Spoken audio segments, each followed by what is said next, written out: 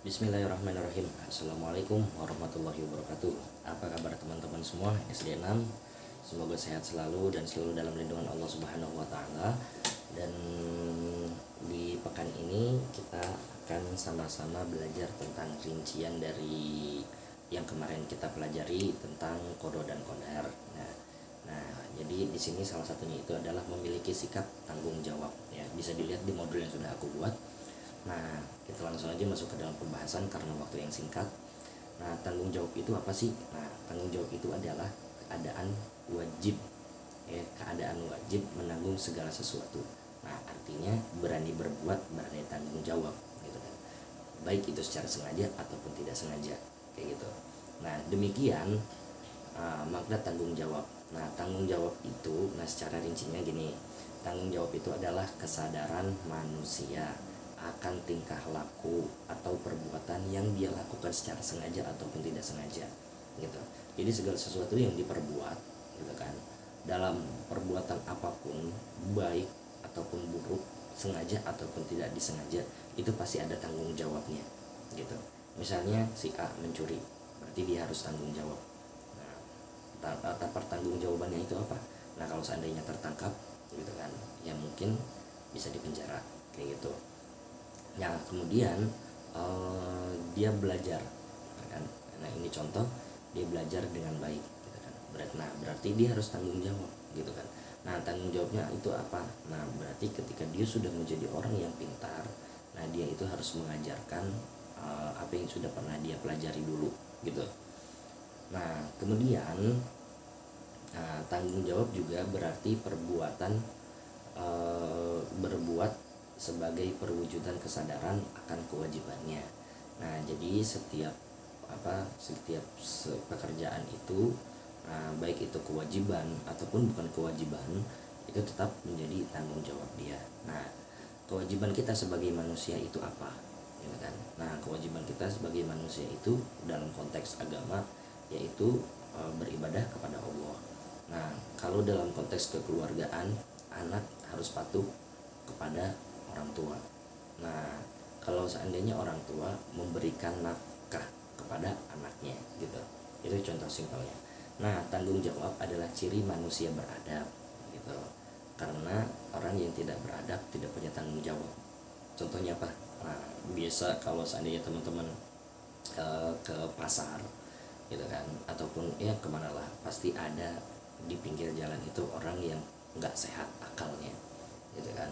Entah itu stres, entah itu gila, gitu kan. Nah, itu mereka itu adalah orang-orang yang tidak memiliki tanggung jawab, gitu. Maka kalau seandainya ada orang sehat berakal, kemudian dia tidak memiliki rasa tanggung jawab, berarti dipertanyakan akal sehatnya, gitu. Dia itu waras atau enggak.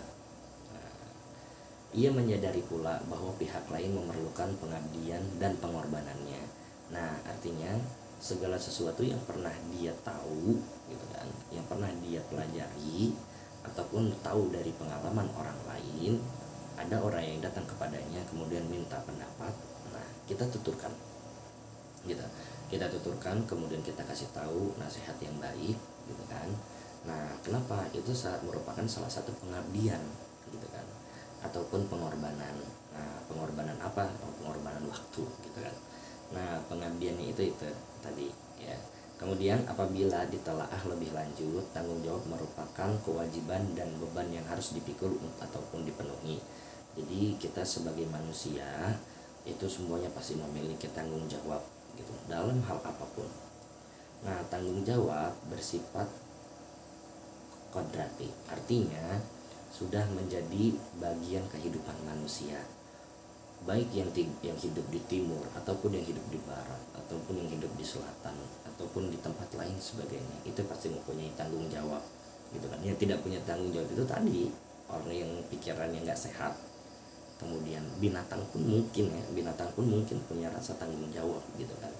Ya, teman-teman bisa ngelihatlah ketika ada ayam bersama-sama, gitu kan, induk dengan anaknya. Nah, induknya itu bertanggung jawab untuk mencari makan untuk anak-anaknya, kayak gitu, ya. Nah kemudian kita langsung masuk ke ke bawah gitu kan, berbicara tentang tanggung jawab manusia, pertanggung jawab manusia menurut Al-Quran. Nah itu kita dapat perhatikan di dalam surat Al-Mu'minun ayat 115. Nah ditemukan bahwa manusia adalah makhluk fungsional, artinya makhluk yang serba bisa gitu kan. Jadi manusia, yang namanya manusia berarti kan keseluruhan gitu kan. Artinya si A mungkin bisa di dalam pelajaran ya, misalnya bidang di dalam pintar di dalam bidang matematika, kemudian si B bidangnya dalam bahasa Inggris, kemudian si C dalam bidang biologi, kemudian si D dalam bidang komputer gitu kan, terus ada lagi juga dalam bidang desain. Nah itu masing-masing. Nah artinya manusia itu ya manusia yang memiliki sifat yang fungsional, memiliki sifat yang serba bisa, multi, dan bertanggung jawab, atau dengan kata lain penciptaan manusia bukanlah untuk disia-siakan gitu kan. Nah walaupun hakikatnya manusia itu diberikan ke pemikiran ataupun wawasan ataupun kepintaran itu sangat sedikit ya. Kalau seandainya diperumpamakan itu hanyalah satu tetes dari umpama jari teman-teman dimasukkan ke dalam gelas yang berisi air kemudian diangkat, nah itu jatuh satu tetes, nah maka itu adalah kepintaran semua manusia dari zaman Nabi Adam sampai hari kiamat nanti, dikasih itu hanya segitu. Nah sisanya teman-teman harus bertanggung jawab bagaimana kita untuk bisa mencari air yang tadi hanya satu tetes bisa menjadi satu gelas gitu. Nah itu perlu. Nah makanya tidak bolehlah kita untuk menyia-nyiakan apa yang sudah Allah berikan kepada kita semua.